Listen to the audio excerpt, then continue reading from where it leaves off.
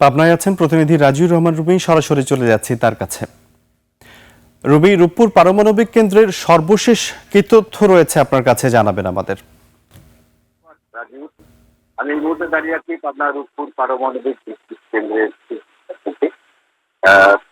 গত রাতেই আমরা জেনেছি যে মানে ইউরেনিয়াম, যেটা জ্বালানি, মূলত জ্বালানির জন্য যেটা ব্যবহার করা হয়, সেই ইউরেনিয়ামটা এখন এই চিঠিতে যেগুলো দেখতে পাচ্ছেন, সেই চিঠিতে এখন ইউরেনিয়াম তারা সংযুক্ত করতে পারছে। এবং এটা আপনি ঠিকই বলেছেন যে আর 1 থেকে 1.5 মাসের মধ্যে, 1.5 মাস লাগবে এই ইউরেনিয়াম ওখানে প্রতিস্থাপন করতে এবং সেখান থেকে জ্বালানি জ্বালানি মানে সংযুক্ত সংযুক্ত করতে।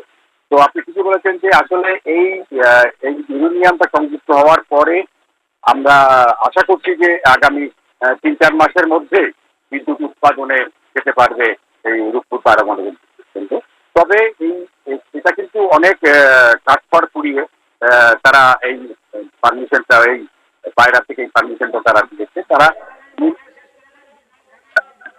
আচ্ছা, এই মোটামুটি ভাবে আশা করছি যে আগামী ডিসেম্বরের মধ্যে বিদ্যুৎ উৎপাদন শুরু হবে এবং ডিসেম্বরের মধ্যে 2টা ইউনিটই চালু হবে। 2টা ইউনিটে মোট 24 মেগাওয়াট বিদ্যুৎ এখান থেকে উৎপাদন হবে বলে জানিয়েছে। রুবি, আপনাকে ধন্যবাদ।